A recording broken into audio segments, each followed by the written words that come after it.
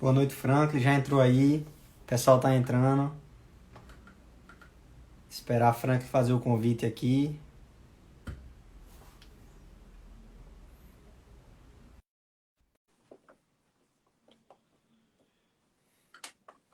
Boa noite, Guilherme. Boa noite, mestre Franklin. Boa noite, Tudo doutor tranquilo? Tobin. Tudo bem?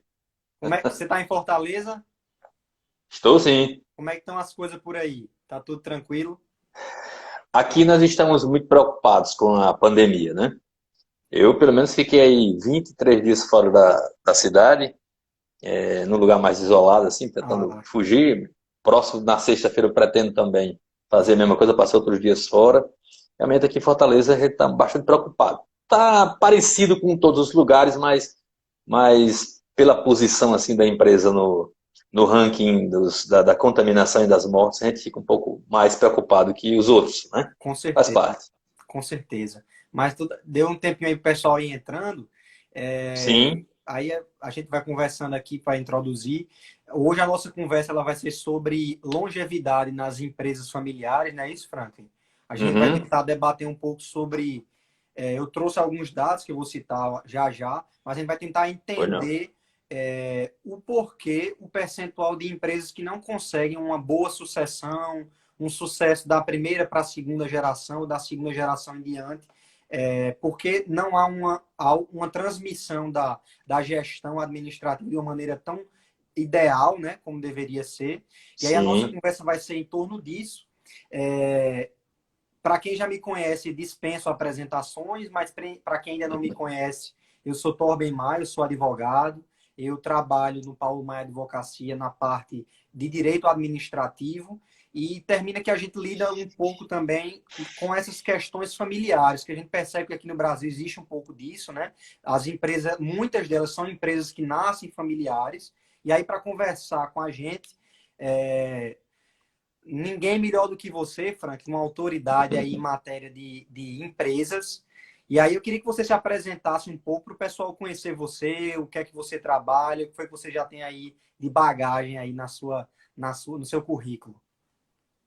Obrigado aí pela referência, né? Agradeço. E aí isso aumenta a responsabilidade, né? Tomara que corresponda a essa visão, né? Bom, Com eu certeza. sou economista de formação, né? E fiz algumas pós-graduações. Sou professor universitário dos cursos de economia e direito. Eu dou aula no curso de direito da minha universidade, que é a universidade pública. Eu trabalho há 31 anos como professor lá e dou uma cadeira chamada Fundamentos de Economia Aplicados ao Direito, lá no terceiro período do nosso curso de direito. Mas eu leciono economia já de 31 anos, né? Esse tempo todo como professor. Eu fui economista durante 18 anos, concursado também no governo do estado do Rio Grande do Norte. Eu sou de Mossoró, sou potiguar. Resido e estou radicado aqui em Fortaleza já há 20 anos e há 30 tenho uma empresa de consultoria empresarial, daí essa de onde a gente se conhece, né? Sim. E aí a gente atua em diversas áreas da gestão empresarial, inclusive ajudando algumas empresas familiares no seu processo sucessório. Bacana, Esse sou eu, doutor. bacana. Franklin, eu colhi alguns dados aqui, que aí eu queria até que a gente Uhum. refletisse em cima deles, sabe? São dados feitos Certo. por consultorias de confiança, credibilizadas, Uhum. e ela chegou à conclusão de que 70% das empresas familiares que desaparecem no Brasil, elas têm como causa uma confusão dentro da família. Então, se você pega aí 100 empresas aí que tem como constituintes os seus sócios, os seus acionistas, pessoas da mesma família, quando você vai avaliar o porquê dessas empresas não terem fechado, né? Você percebe que tem ali algum conflito que não é nem de ordem de gestão. Porque a gente sabe que você empreender, você ser empresário, você abrir uma empresa, tem todas as dificuldades que o mercado impõe, né? Você ter que ir atrás de cliente, ter que administrar o capital, construir um patrimônio, construir uma marca, administrar uma empresa, uma folha de pessoal, tem uma série de elementos que já é difícil, né? E aí, quando você Uhum. acrescenta a essa empresa pessoas da mesma família ali tomando decisões, compondo o corpo societário, o corpo acionista, a gente percebe que existe um elemento ainda mais difícil para lidar, né? Que é com relação à gestão. E aí eu queria que a gente entendesse como é que você compreende, você já teve alguma experiência com isso, o que é que você acha que pode levar a esse dado tão alarmante assim, né? Doutor Tobin, e aos que estão nos prestigiando agora nessa nossa conversa, se você analisar que a família em si, ela tem conflitos muitas vezes gravíssimos, né? Muitas famílias têm problemas de relacionamento interno, né? Pais e filhos, tios, sobrinhos, mães, irmãos, que esses conflitos familiares, eles acabam nem sendo resolvidos a contento. Quando você traz essa realidade para dentro do ambiente corporativo, aí você cria uma dificuldade adicional, e essa é uma dificuldade estratégica, que tem reflexo na gestão, tem reflexo no planejamento estratégico do negócio, tem reflexo na sua operação, né? Então, não é surpreendente que um índice tão elevado, 70%, há de se convir é um número bastante significativo, né? De tantas empresas que desaparecem por conta de conflitos dessa ordem, né? Eles realmente impedem a gestão, né? Impedem a sobrevivência do negócio, porque o conflito, ele acaba, pela natureza dele, que é um conflito familiar, um irmão contra outro, por exemplo, e leva-se, às vezes, em conta aspectos não relacionados ao negócio em si, como sendo elementos importantes na tomada de decisão do negócio. Aí você tem o grave dentro da gestão. É quando você dissocia aqui a gestão, que exige uma abordagem empresarial, técnica, né? E você cria elementos aqui do outro lado que são de cunho de relacionamentos, de cunho emocional, muitas das vezes, né? De disputa de poder, né? Então, esse problema, ele impede realmente a vida da empresa. Se a gente considerar que um número tão expressivo de empresas desaparecem por conta desse tipo de conflito, né? Certamente quem tem uma empresa familiar ou quem faz parte de uma empresa familiar deve se preocupar com a questão sucessória, né? Porque Exatamente. de fato precisa haver uma espécie de blindagem desse negócio em si para evitar que se tenha comprometida a sua gestão, né? Isso. Eu até diria, doutor, que nessa questão da sucessão familiar, aí, falando ainda nesses 70% dessas empresas que desaparecem, né, por conta desses conflitos, muitas das vezes os conflitos se dão no nível da empresa, você até nem tinha tanto conflito assim na família. Eram meio velados. Eu já vi um caso de uma família de 4 irmãos que eram muito assim amigos, tinham desavenças pessoais, mas elas não eram externalizadas, eles não tinham conflitos graves entre si. Todo mundo engolia, né, aquela situação. Mas quando foi para o campo da gestão, aí aconteceu uma coisa interessante. Como lá na gestão se precisava entender, por exemplo, o negócio, entender do negócio para se tomar decisões da gestão, e aí é importante que a gente diga o que é um negócio, né? Um negócio, na verdade, o negócio de qualquer empresa, que empresa é uma coisa, negócio é outra. Isso. O negócio de qualquer empresa é aquilo que você entrega ao seu cliente que satisfaz necessidades dele. Olha como isso é interessante. Serviço, por né? exemplo, né? Isso. Aquilo que você entrega é a satisfação que você promove no seu cliente. Se você imaginar, uma empresa, ela tem como negócio algo que quase sempre é imaterial. Embora o que você entregue para o cliente, ele receba, seja uma coisa palpável, né? Ou uma coisa abstrata, um serviço, uma informação, ou um produto, alguma coisa. Mas a satisfação é o que de fato o cliente que foi procurar a empresa estava interessado, ela comprou aquilo. Então você imagine que quando uma jovem compra um batom bonito, assim, vivo, tal, bacana, quando ela está passando aquele batom no rosto, ela não comprou, na realidade, um batom. Ela comprou a satisfação, a autoestima, o embelezamento que ela julga ter a partir do momento em que ela está usando aquele batom. Perfeito. Então tem uma diferença tênue assim, mas quando você olha isso do ponto de vista da gestão, ela é abissal. Com É certeza. gigante entender a diferença entre um batom e a satisfação que ele promove a uma jovem que a compra. Então, repare que para perceber isso do ponto de vista do negócio, ou você foi preparado para chegar nesse momento da gestão, que você passa a tomar decisões e se qualificou para entender o que é esse negócio em si, a essência disso, que é o que traz dinheiro realmente. O que traz dinheiro não é fabricar o batom, é a satisfação que ele promove Dos nas clientes. pessoas, ainda preso aqui no exemplo do batom. Perfeito, Frank. Então, quando chega nesse momento, doutor, o que é que acontece? Aí é onde deixam os meninos e nascem os homens, né? É, Morrem os meninos e nascem os homens, né? Porque nessa hora não tem brincadeira, não tem o meu beicinho com meu irmão, não tem esse tipo de situação. Essa é a hora da verdade.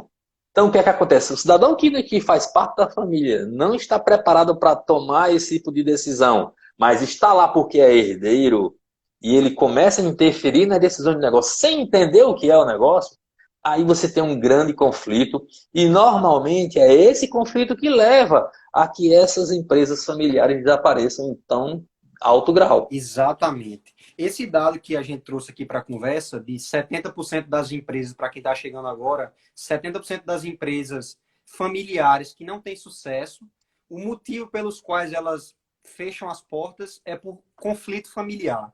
E aí você trouxe, estava discutindo aí um pouco mais atrás, Franklin, um dos elementos que quando Uhum. a gente está falando de uma empresa familiar, muitas vezes muitas vezes não, talvez em 99%, 100% dos casos, você conseguir separar o elemento emoção, que é natural de uma família, né? A família pressupõe relações afetivas entre os seus membros e que muitas vezes elas são trazidas também para dentro da empresa.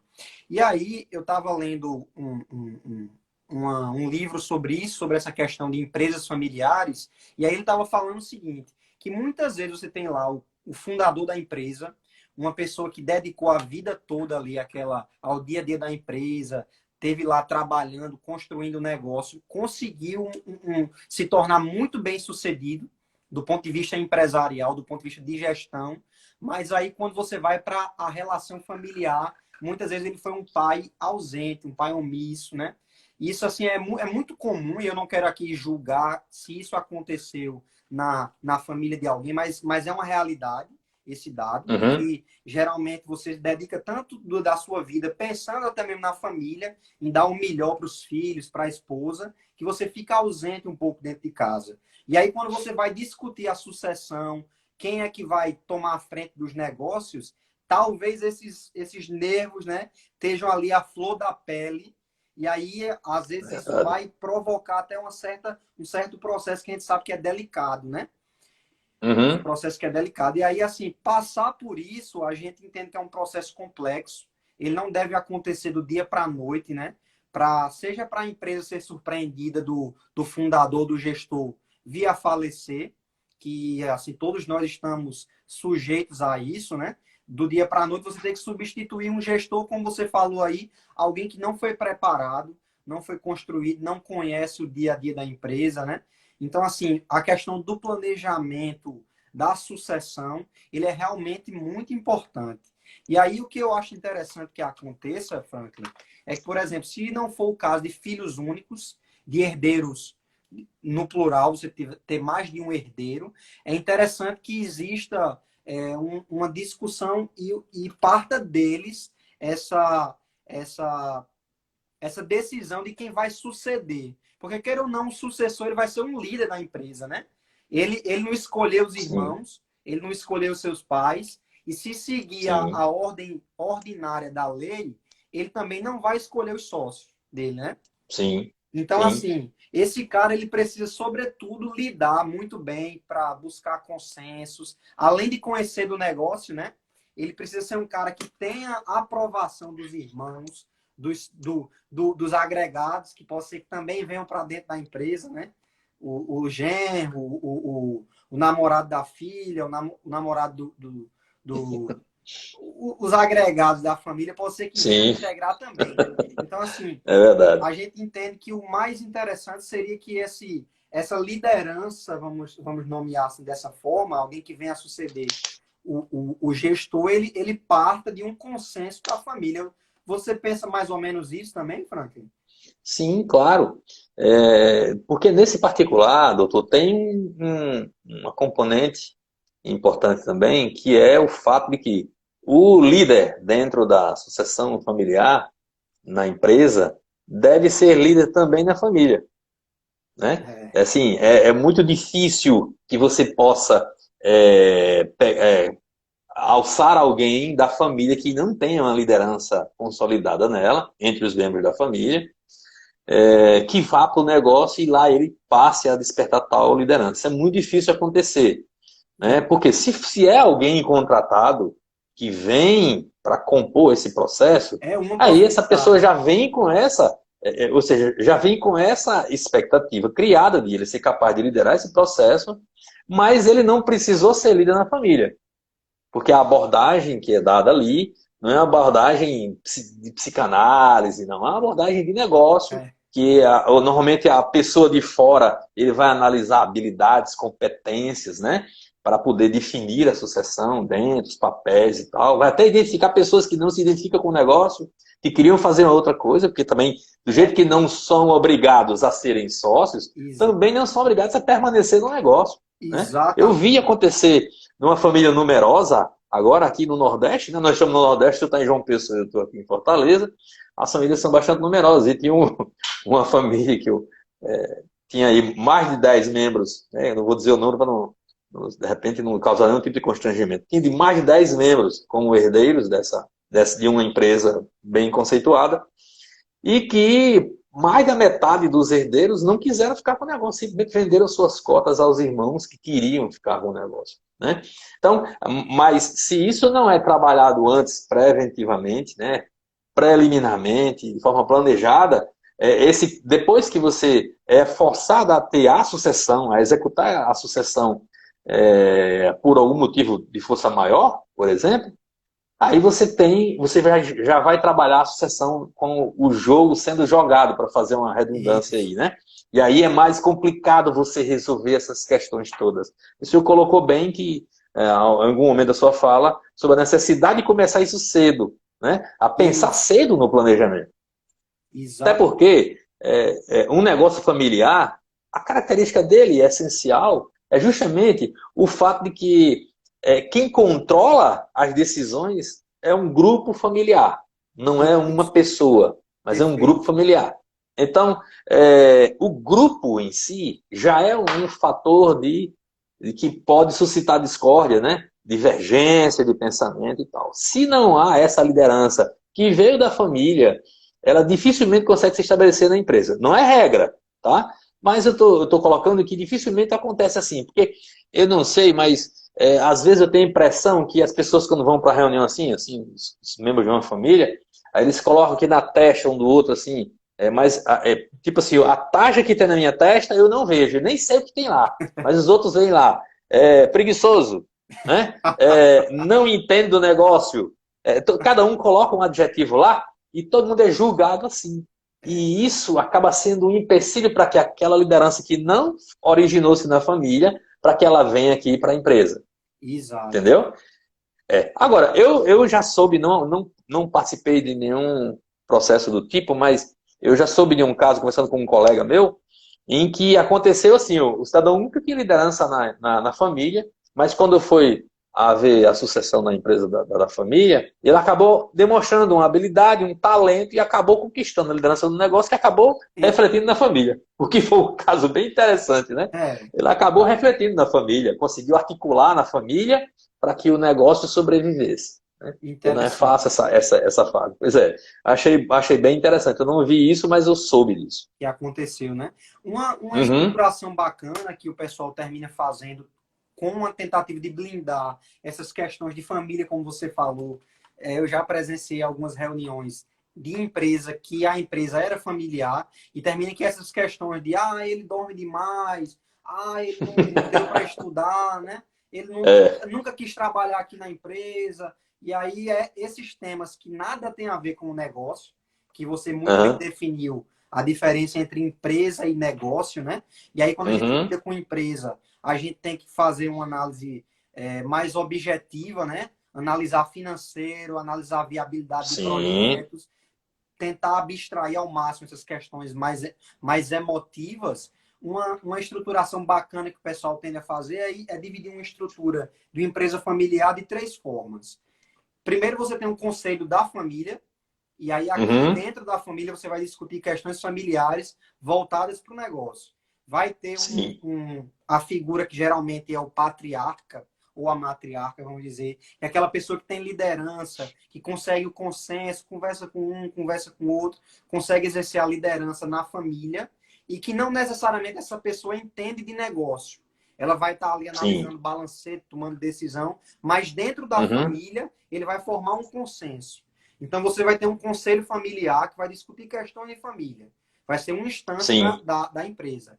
Outro lado, você vai ter o conselho de administração da empresa. E aí aqui você já vai Uhum. tomar decisões abstraindo questões familiares. Talvez as pessoas da família nem componham esse conselho de administração da empresa. Que aí aqui você já vai tomar decisões mais voltadas para o mercado, Uhum. né? E aí você tenta separar. Sei que é muito difícil você conseguir isso, né? Você blindar essa questão familiar dentro de uma empresa familiar, mas assim, uma maneira bacana de você tentar estruturar isso seria talvez dividindo essas duas instâncias, sabe, Franklin? A gente Uhum. percebe que as empresas, as sociedades anônimas, ou até mesmo as empresas de sociedade limitada, que têm um volume maior, e aí que já tem mais processos mais burocratizados, já tem uma estrutura Uhum. mais hierarquizada, a gente vê funcionar de uma maneira muito bacana esse tipo de divisão dentro das empresas. Assim, ó, independente de familiar ou não, os processos organizacionais, eles têm que funcionar de forma fluida, né? Eles têm que funcionar dentro do padrão médio do mercado. Ou seja, as relações que a empresa tem internamente e externamente, ou com fornecedores, clientes e tal, elas têm que obedecer ao rito que o mundo dos negócios impõe. Então, isso acaba sendo uma barreira para que os conflitos familiares, vamos dizer assim, entrem no negócio quando ele tem uma liderança vigente, né? Ou acaba sendo atrapalhado esse processo administrativo que eu falei, quando os problemas familiares entram no negócio e não há essa liderança no negócio que faça uma barreira de proteção a ele. Então, Exato. nós temos aí uma situação que é grave, porque nenhum negócio se sustenta quando a relação entre a empresa e o mercado não está de acordo com o padrão. Repare que quando se quebra o padrão, você tem duas grandes linhas. Você tem dois grandes extremos. O primeiro, falência do negócio. Você É, quebrou o padrão de mercado, você pode ter a falência, porque o mercado não aceita aquele padrão. Mas quando dá certo, a gente chama de inovação. Né? Quando dá certo, a gente chama de inovação. boa definição Então, aí, viu? você tem um risco, doutor Torben, que é muito grande nessa questão específica, que é o critério de imposição do mundo dos negócios ao padrão do seu negócio internamente. Isso não pode ser afetado pela família. Os conflitos familiares não podem chegar até eles. Né? Assim, ó, mas a gente falando assim sobre o negócio familiar, a gente está falando, levantando aspectos mais complexos, mas tem algumas vantagens no negócio familiar. Né? Eu queria até abordar para a gente poder não pensar que uma empresa, que muitas empresas familiares têm muito sucesso. Né? Aqui no Brasil, por exemplo, tem muitos negócios de sucesso que são familiares. Né? Mas Isso, assim, se muito alto. a gente pensar, apesar de 70% lá ser um número muito alto das empresas que desapareceram por conflitos, mas normalmente as empresas familiares, elas não, elas assim, meio que padrão, há um comprometimento maior das pessoas com o negócio, né? Normalmente é aquele comerciante que vai construindo lojas e mais lojas, botando um filho para tomar conta dessa loja, outro daquela e tal, depois monta uma fábrica e aí vai. Então há um comprometimento natural, ou pelo menos é de se esperar esse comprometimento natural. Esse comprometimento dificilmente consegue ser reproduzido por um funcionário. Vamos dizer É assim, verdade. um funcionário, são poucas assim, são poucos os exemplos de funcionários que têm um comprometimento tal com a organização, com a empresa, que às vezes supera dos familiares. Eu já vi muito isso. Eu já vi muitos funcionários assim que eram mais comprometidos do que os sócios, né, do negócio, né? Mas esses são poucos em relação ao universo de familiares que trabalham nas empresas da sua família e que tem um comprometimento muito alto, né? Então essa é a vantagem, né? O olho do dono é que engorda o negócio, né? Como fala. Exatamente. O sentimento de pertencimento de um familiar que chega no negócio, ele é, em tese, muito maior do que o de um funcionário. Outro aspecto que é muito positivo, doutor Torben, é que é o seguinte, você sabe que a gente estava falando de negócio há pouco, né? Eu estava separando negócio de empresa, o que é. Aprender esse negócio, que é com que a empresa ganha dinheiro, aparentemente, ou em tese, é mais fácil para quem é da família do que para quem não é, né? Imagine que, de geração a geração, aquele negócio, aquela percepção de negócio, ele foi passando de geração de pai para filho, de filho para neto e por aí vai, né? E com ele, em alguns casos, vai também a cultura junto. Porque uma coisa é o negócio, uma coisa é, voltando ao exemplo do batom, só porque eu acho que é mais fácil de visualizar. A satisfação da moça lá com o batom, ela pode ser conseguida se eu padronizar o processo de produção do batom e eu padronizar também os requisitos que as jovens, as senhoras, né, as mulheres que os compram, que elas estabelecem para esse batom, eu posso criar um processo, aspas, aí, meio mecânico, meio automático, entre o meu departamento de P&D, pesquisa e desenvolvimento, e a minha linha Fabril e um pouco de marketing. Pronto, tem a receita para esse negócio funcionar bem sempre, né? Agora, a cultura da empresa, a cultura de negócios, essa não dá para botar num procedimento, numa regra, numa política interna. Perfeito, Frank. Ela tem que ser mantida por quem dá as cartas, pelos que estão na gestão, os tomadores de decisão, que são aí os familiares, nas empresas familiares. Então, em tese, isso é facilitado, né? Porque é muito mais fácil eu conviver com o meu pai ou com o meu filho e receber do meu pai ou passar para o meu filho aquela percepção de cultura, criar aquele padrão de ver, de visão do mundo, de visão de empresa e de negócio e tal, do que eu pegar, contratar alguém aqui e tentar fazer isso aí de outra forma, né? Também existe uma outra coisa que é importante nessa questão do mundo dos negócios, que a empresa familiar tem, que é a questão da confiabilidade que se passa aos parceiros, né? Família fulano de tal, está no mundo dos negócios 80 anos, 50 anos. Então, o cliente, ele naturalmente confere uma confiança, né? Uma crença, uma credibilidade para o negócio, assim como também quem opera no mercado. Eu já vi muito, eu trabalho com consultoria financeira, com recuperação de empresas também, e às vezes eu vejo assim, o fornecedor fornecendo até milhões de reais para o seu cliente, e o cliente com o Serasa que não cabe no território de João Pessoa, de tanto tempo protestado. Mas por quê? Porque existe uma tradição lá de trás que veio daquela família, aquela credibilidade toda. Então, assim, esses aspectos que eu levantei, eles são vantagens que meio que são mais destacadas para as empresas familiares. Né? Perfeito, viu, Frank? São muito mais destacadas. Então, assim, eles até facilitam, né? Uma coisa que é importante também é a gente pensar no que seriam assim, as desvantagens dessa empresa familiar. Né? E aí, com os dados que você me passou, 70% delas fecham por conta dos conflitos. Isso eu posso inferir aqui, posso concluir, aliás, não inferir não, um número muito alto, de que elas não são sustentáveis no longo prazo. Olha aí. É possível. Né? Isso é grave. É possível, né? Assim, predominantemente não são sustentáveis no longo prazo.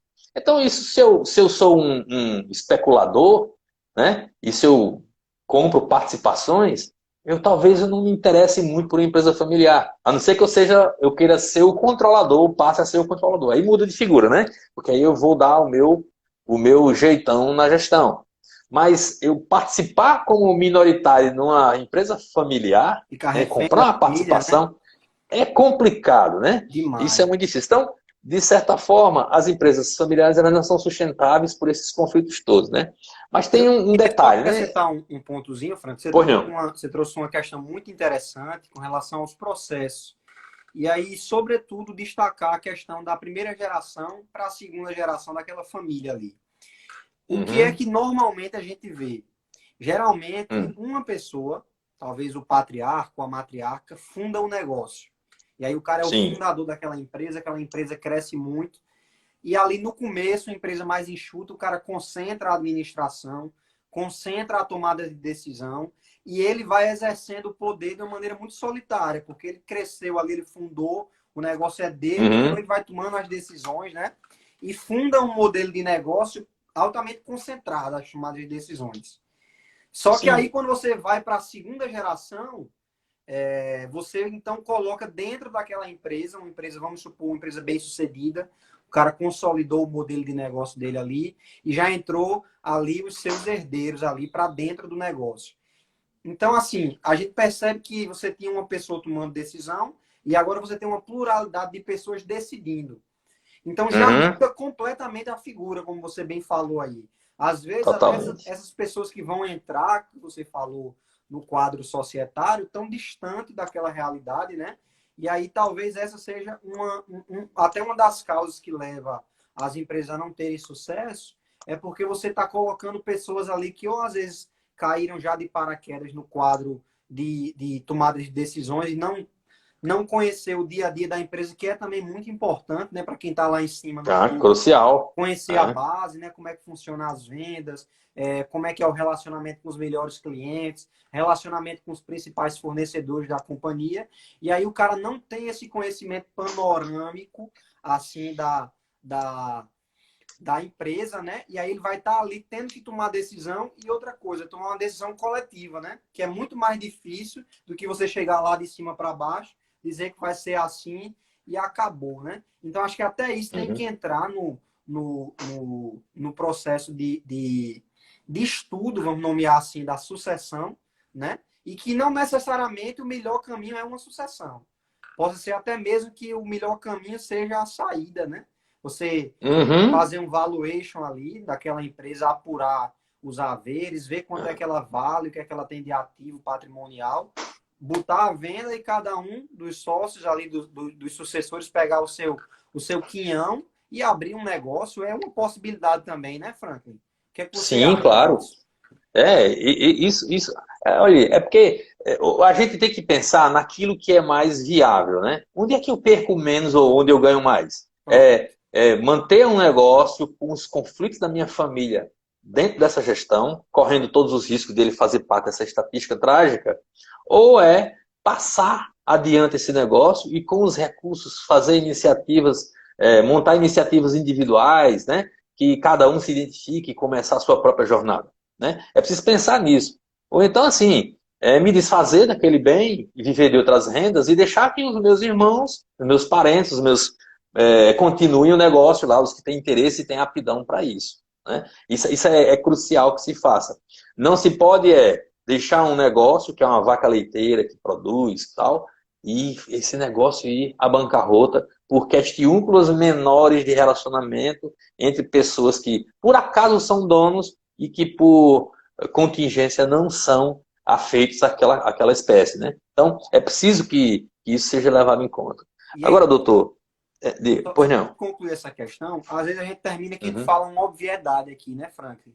Mas às vezes Mas tem que ser. quem está no olho do furacão ali, aquela família, né? Às vezes tem questões emotivas tão à flor da pele que você perde a capacidade de raciocinar em cima de questões mais objetivas, né? Às vezes, assim, não é Sim. difícil de acontecer uma inimizade tão grande entre os irmãos que às vezes a decisão de um dos herdeiros não é o melhor para a continuidade do negócio.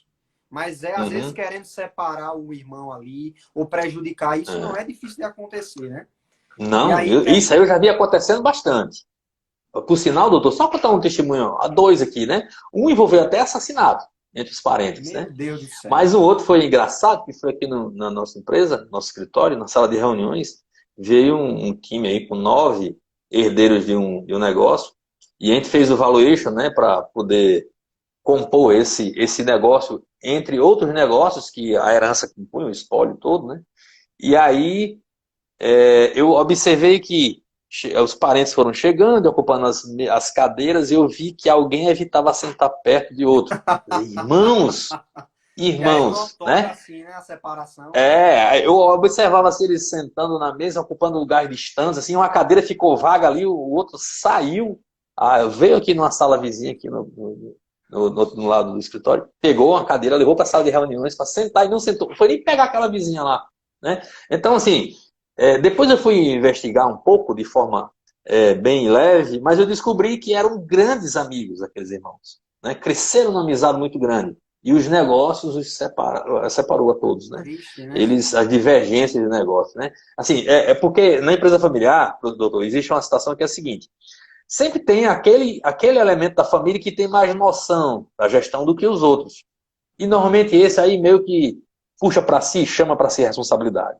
Os outros, ou que não têm essa aptidão, ou até os que têm, mas não se interessam, porra, né? Eles querem só o benefício da cota de alguma coisa, acabam por criar impedimentos, dificuldades, questionando contas, prestação de contas, essas coisas, duvidando da idoneidade do outro irmão. E aí isso Aí deslancha é um processo para uma extenso. série de situações. Aí é onde puxa aquela questão das desvantagens da empresa familiar. A gente falou muito das vantagens agora há pouco, tem as desvantagens. Uma delas é que gestão empresarial, doutor Torben, você sabe muito bem disso também, é uma disciplina muito complexa. É muito complexa a gestão, Demais. né? Se você imaginar, doutor, há 30 anos atrás, um comerciante, ele tinha lá um balcão, ficava às vezes sozinho atrás desse balcão, só não queria, eu quero isso, ele ia lá pegar na prateleira, quero aquilo e tal. Ele mesmo separava, fazia a conta, anotava, embalava, entregava, recebia o dinheiro e tal, né? Passados só 30 anos, que na escala da evolução do homem, né, não é nada, é um Nada. raio, né? É um relâmpago, né? A gente tem a complexidade que tem hoje. Um empresário, naquele tempo, ele sequer pensava em direito de contabilidade. Às vezes, empresas nasciam, duravam décadas e fechavam e sequer abriam escritura contábil, escrituração contábil. Hoje isso é impossível. É impossível hoje ser empresário sem conhecer de transações eletrônicas, de transacionar na internet, E ainda mais agora em tempos de de pandemia, né? Mas pandemia. isso já era uma verdade antes.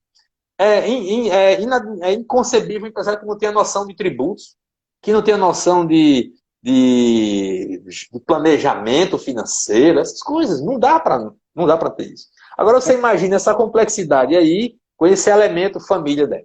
Vixe. Então essa é uma dificuldade tremenda, porque você, às vezes eu já observei que alguém na gestão sai tendo que arrastar todo mundo para poder levar os processos administrativos funcionando.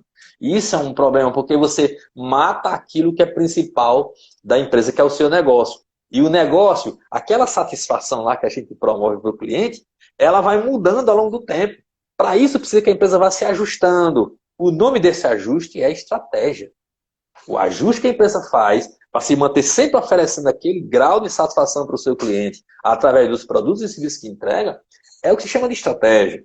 Então, quando você não consegue rolar os processos, a atividade, cuidar do negócio, essa estratégia começa a ficar em segundo plano. E aí é onde as empresas vão lá compor aquela estratégia que o senhor falou também. Já é uma segunda causa. Uma outra coisa que é difícil também nas empresas familiares, doutor, é a dificuldade com a disciplina. A disciplina é um negócio impressionante.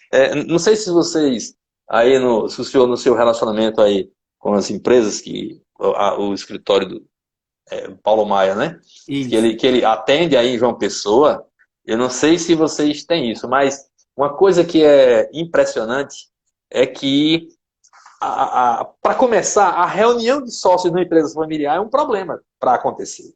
Porque É todo mundo tem motivo para deixar para amanhã, para depois, que achar tem alguma coisa. verdade. Todo mundo, como é dono, tem o seu motivo muito importante, ainda mais quando não se entende nada de gestão, para deixar para amanhã, para depois, aquela solução. E mais, quando se toma a decisão, aprovada em assembleia, muitas das vezes o sócio vai para uma ata, escreve lá e tudo. No outro dia, o cara que é dono, ele, não, mudei de ideia, não vou mais cumprir aquilo. Como é que funciona uma empresa desse jeito? Né? Não Essa é uma vai outra para frente. dificuldade, né? E mais, que aí vem aquilo do principal que a gente pensa na gestão, que é E quando não, na questão da sucessão, não se consegue suceder a cultura. Aí você tem ferida de morte à empresa, porque a Com certeza. cultura ela é o elemento que diferencia a empresa que vende pães aqui na esquina da rua com a empresa que vende pães na outra esquina. A cultura, o jeito de fazer, o jeito de pensar. E aí, doutor, Com eu queria relação a dar esse uma... ponto, com relação a esse ponto aí, Franklin, da cultura, que Sim. você já praticamente já falou sobre isso um pouco mais atrás, que é o motor, vamos supor assim, o motor de sucesso de uma empresa, de um negócio. Você já refletiu sobre isso? Se existe alguma maneira ideal de fazer essa transmissão entre gerações com relação à cultura, né? Entender do negócio, tá entendendo? Se é colocar o cara lá de baixo, entendeu? Que às vezes eu tenho essa impressão que o melhor a se fazer para a construção de um sucessor seria colocar o cara lá como vendedor, lidando no almoxarifado da empresa. Às vezes o cara vai galgando ali até chegar ao cargo de gerente, de gestor, de diretor da empresa. Eu tenho essa impressão, sabe? Não sei se Uhum. você compartilha disso, se você já refletiu sobre isso e encontrou um caminho melhor, porque você transmitir uma cultura realmente é muito difícil. E só É. viver dentro da mesma casa, eu acho que não é suficiente. Você Uhum. entender A e cultura, compartilhar, né? a cultura se aprende, né? A cultura se desenvolve, né? O que é que acontece? Na verdade, doutor, é porque no planejamento estratégico das empresas, e aí eu falo isso à vontade, trabalho bastante fazendo planejamento estratégico, nos conhecemos num cliente nosso de planejamento estratégico, né? Isso. Quando nós nos conhecemos, o planejamento estratégico é um elemento imprescindível à gestão. Não dá para não ter, né? Porque no planejamento estratégico, você consolida o que é que a empresa vai fazer da sua vida, né? Da sua subsistência. Dentro do planejamento estratégico, raramente você consegue colocar um plano de sucessão familiar. Porque todo mundo deixa para depois isso, é uma coisa É, relegada para o é segundo plano. verdade. Quando, na verdade, deveria ser uma das primeiras coisas. Porque falando com relação ao ponto que o senhor levantou aí, nesse plano de sucessão tem que ter três etapas bem nítidas de desenvolvimento do sucessor, ou de preparação da sucessão, que é a preparação em si, né? Preparar, ou seja, você desenvolver o bem-querer da pessoa, o sentir-se o sentimento de De pertence. pertencimento, o sentido de idealizar ser aquele empresário. Se eu sou um jovenzinho, adolescente, eu tenho que aspirar a ser aquele executivo que o meu pai é, por exemplo, o meu tio, sei lá, meu avô, Perfeito. né? Então, essa preparação é a preparação aqui de consciência, de cabeça, de aptidão, de interesse, né? Não é em Existe faculdade, né? outra... Que aprende. Isso, exatamente. Você colocou bem, não é na faculdade. Na faculdade você vai conseguir a segunda etapa, que é a qualificação. Você vai estudar, entender os processos, entender a ciência envolvida no negócio. E isso é muito importante, a qualificação e a educação formal.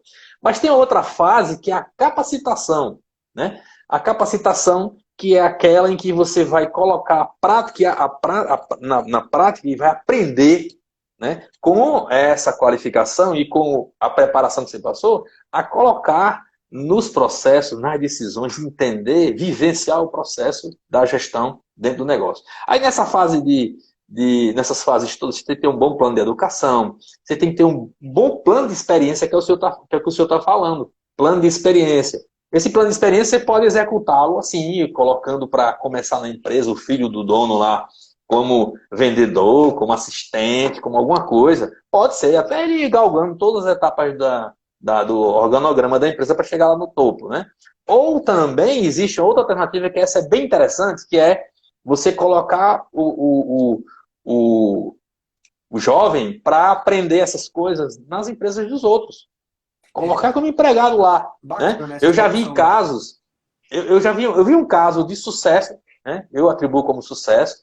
O filho hoje é um grande executivo das empresas do pai, que ainda é vivo, graças a Deus, mas não trabalha mais, em que o pai, chegou o momento que o pai cortou mesada, carro, tudo do filho, Radical esse e disse, daí. vai se virar.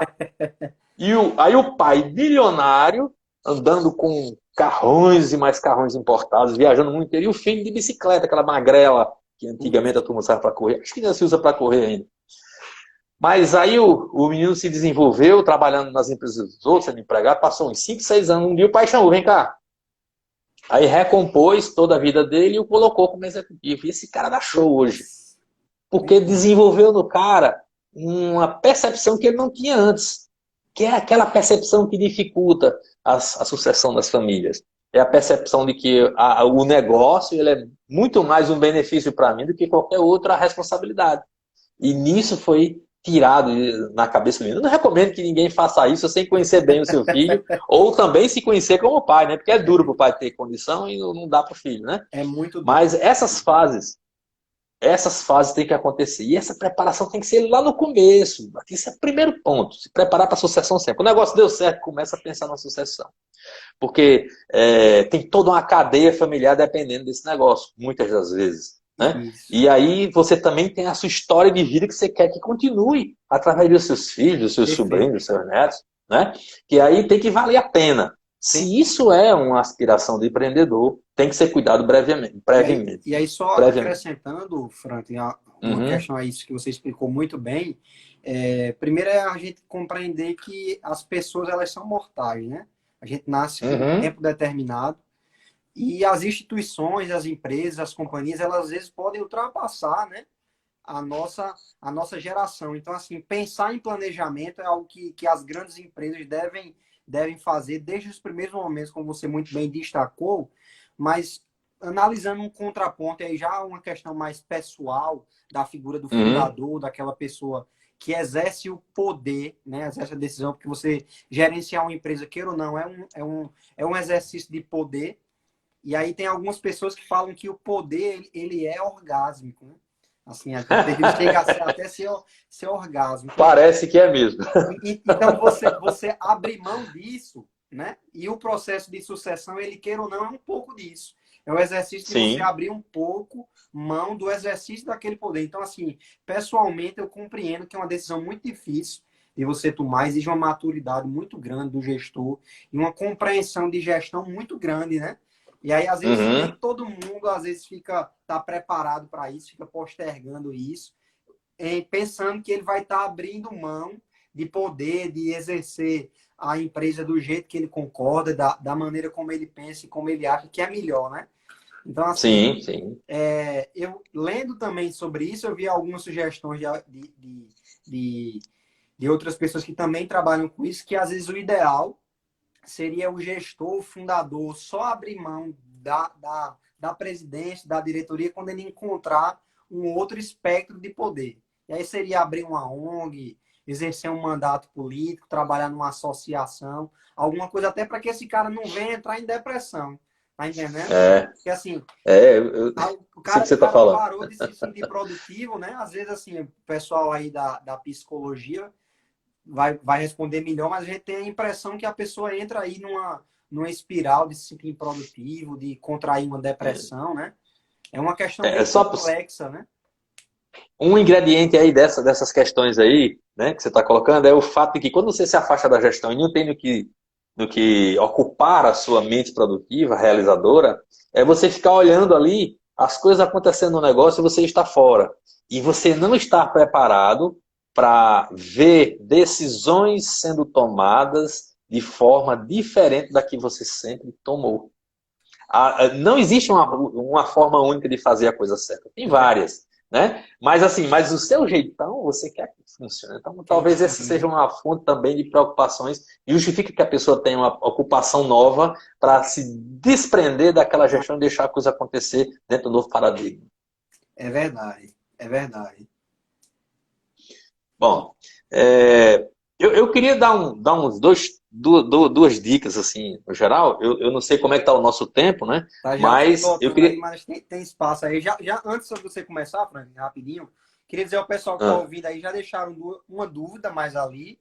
Mas, assim, quem tiver dúvida, vai deixando aí embaixo. Aqui embaixo tem um espaçozinho para perguntas que a gente vai tentar responder aqui já no final aí da nossa live. Pode seguir. Pois é, então o que é que ocorre? Eu daria duas grandes dicas assim duas ou três com relação à sucessão das empresas, né? Para as pessoas que estão nos prestigiando, né? A primeira delas seria o seguinte, quando o negócio começa a tomar corpo, quando ele começa a ser bastante representativo do ponto de vista do capital já acumulado, é importante que haja uma proteção por quem está conduzindo essa gestão, o tomador de decisão, né? Antes de consolidar o processo sucessório, ele deve fazer uma providência importante, analisar se cabe a montagem de uma holding para tomar conta desse negócio. E Bacana. aí eu estou falando, porque protege o patrimônio, né? Das questões familiares. Aí eu estou falando de matéria que são dos advogados. O escritório Paiva Maia deve cuidar dessas questões. Paulo Né? Maia. Paulo Maia, desculpe, né? Essas questões são cruciais. Perfeito, Definir Franklin. uma estrutura que garanta a perenidade do negócio do ponto de vista jurídico, né? Que proteja o patrimônio, que proteja a própria família dela mesma. A segunda Perfeito. dica que eu considero importante é que, às vezes, é importante ter uma terceira palavra no negócio, nessa condução da sucessão. Porque o pai, dependendo da relação que ele teve com os filhos, né? O senhor colocou bem apropriadamente no meio da nossa conversa, pode não ter criado as ligações necessárias para transferir da liderança da família para o negócio. Né? Então, se você não tem liderança na família, vai ser meio difícil você ter também um negócio com os seus filhos, com os seus sobrinhos, sei lá com quem for. Então, ter uma terceira voz, ter alguém que conduza, que ajude. Se você perguntar aos empresários que conhecem, 90% vai dizer que não sabe como fazer essa sucessão. Né? Não sabe como fazer na prática, não é pensar nela, é fazer na prática, conduzir no dia a dia. E aí, uma terceira pessoa nesse processo, né? Um consultor, um mentor, alguém, um orientador, Perfeito. que pode ser um colega empresário, né? Pode ser um profissional contratado, né? Enfim, isso pode facilitar o processo, porque essa pessoa vem sem vínculos, com a capacidade de observar a família do ponto de vista real e crítico. Para até dizer, olha, o João, você não pode ocupar essa diretoria aqui no negócio da sua família porque você não tem essa aptidão. Se você conseguir desenvolver, está aqui o seu plano, faça isso, isso, isso, você pode ter essa oportunidade ou essa possibilidade. Mas enquanto você não desenvolver habilidades tais, competências tais e atitudes quais, você não vai poder executar essas tarefas aqui e você vai prejudicar o negócio familiar. Vamos colocar aqui no teu lugar um contratado, um CEO, um executivo contratado e vá se qualificar e depois você volta e vem para cá. Para um pai é difícil dizer isso. Primeiro porque ele não aceita que não foi capaz de qualificar o seu filho para ocupar aquela cadeira.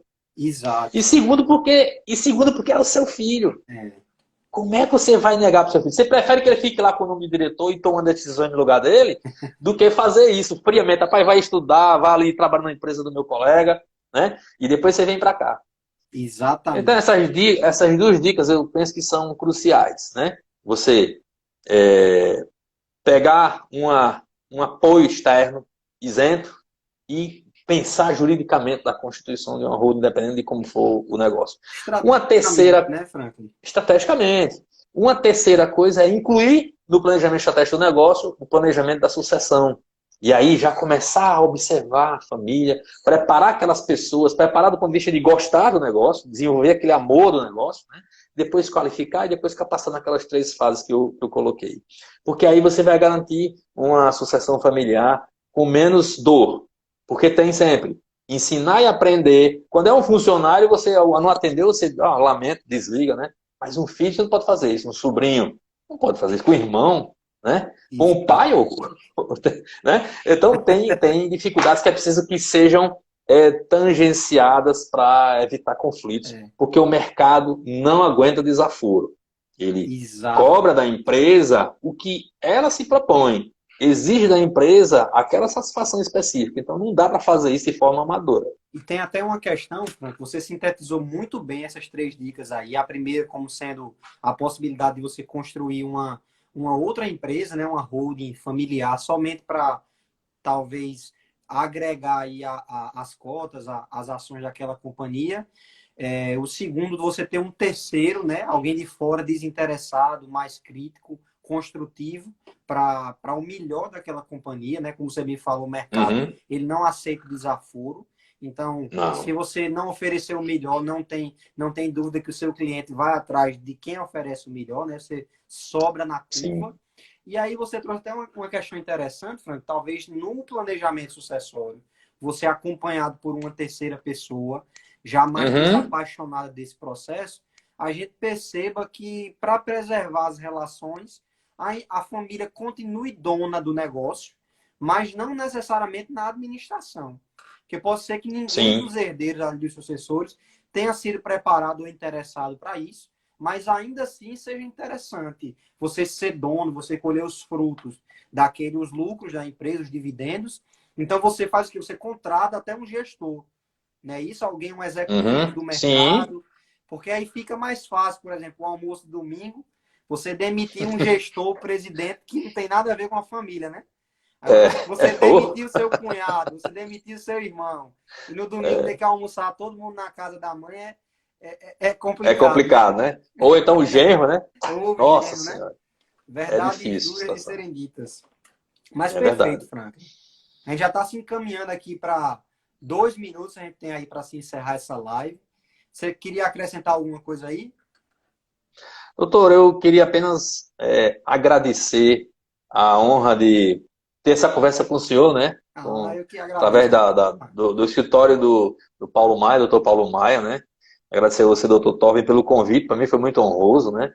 Eu tenho participado de algumas videoconferências, algumas lives, né?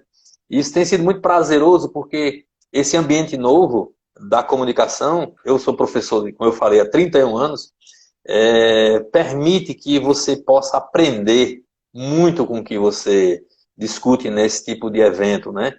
Certamente tem perguntas aí, eu vi subindo aqui na corrida, né, Aham. das mensagens, tem perguntas que se eu quiser, o senhor pode me mandar para o meu e-mail e eu interessadamente respondo a cada uma delas e encaminho para o senhor reportar essas Perfeito. pessoas aí. Então, quero agradecer demais, quero me colocar à disposição para nessa área da gestão aí tem muita coisa para se conversar. Se por acaso em algum assunto calhar, estou à inteira disposição para a gente conversar à vontade sobre. Perfeito. Eu lhe agradeço a oportunidade de debater aí com você. Você é um cara já altamente gabaritado, reconhecido aí pelo Muito mercado. obrigado.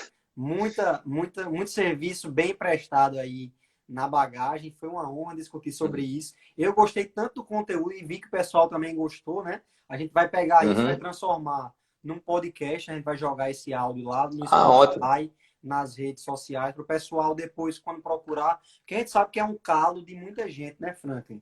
Essa questão de Sim, empresas sim. familiares é algo Sim, assim sim. muito útil. E a gente trouxe É. informações muito bacanas para o pessoal. Então, eu vou tentar preservar essas informações, vou transformar em podcast, eu vou colocar também nas nossas redes sociais aí em vídeo para a gente publicar. E aí a gente vai seguir, se Deus Maravilha. quiser, no segundo encontro aí com um tema bacana aí de questões empresariais também, né? Que maravilha, muito bem. Fico Beleza. agradecido. Pois então é Bom, isso. então, boa noite a todos que estão nos prestigiando, né? Obrigado mais uma vez ao Paulo Maia Advocacia, né? E ao Dr. Torben em particular. Que é isso. Boa noite aí. E mais uma vez, obrigado. E obrigado a todo mundo que estava nos acompanhando aí. Valeu, Frank. Valeu. Tchau.